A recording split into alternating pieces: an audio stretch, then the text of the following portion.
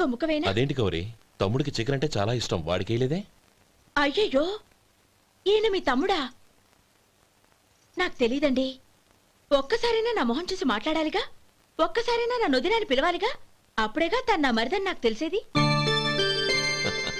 వాడికి చిన్నప్పటి నుంచి కాస్త సిగ్గెక్కువమ్మా. కాస్త ఎక్కువైతే పర్వాలేదు బావగారు, ఈయనకి మరీ ఎక్కువ. చూడు గోపి, ఎందుకు సిగ్గు?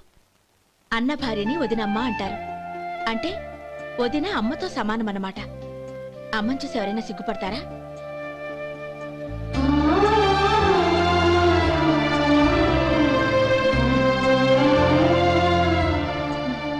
తిను. చాలా వదినా.